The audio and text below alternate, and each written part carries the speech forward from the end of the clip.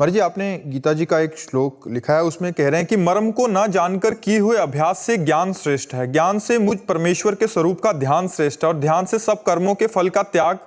केवल भगवत कर्म करने वाले पुरुष का भगवान के प्रेम और श्रद्धा तथा भगवान का चिंतन भी बना रहता है, इसलिए ध्यान से कर्म फल का त्याग श्रेष्ठ है। श्रेष्ठ है क्योंकि त्याग से तत्काल ही परम शांति होती है। महाराज जी, आप कह रहे हैं कि इसमें कर्म फल का त्याग का क्या तात्पर्य है? देखो, सबसे पहली बात ये समझना है कि जैसे आप कर्म कर रहे हैं और आपको कुछ ज्ञान ही नहीं है कि क्या कर्म है, क्या कर्म है, क्या धर्म है, क्या अधर्म है, उससे ध्यान पूर्वक, ज्ञान पूर्वक हमें पता है कि कौन सा कर्म करना चाहिए, कौन सा नहीं करना, वो कर्म श्रेष्ठ है।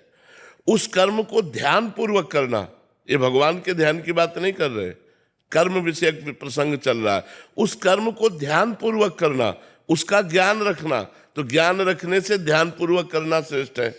और ध्यान पूर्वक करने से श्रेष्ठ है क्योंकि कर्म तो कर रहे हैं और फल की प्रबल आकांक्षा है, और ध्यान पूर्वक कर्म कर रहे हैं, एकाग्रता पूर्वक कर्म कर रहे हैं, और फल की प्रबल आकांक्षा है और फल ना मिला तो आप अशांत हो जाएंगे, आप निराश हो जाएंगे।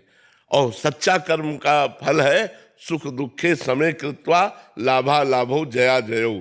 सुख दुख में, लाभ हानि में, जय पराजय में समान भाव रहना। इसलिए भगवान कह रहे हैं कर्म फल का त्यागी सर्वश्रेष्ठ है।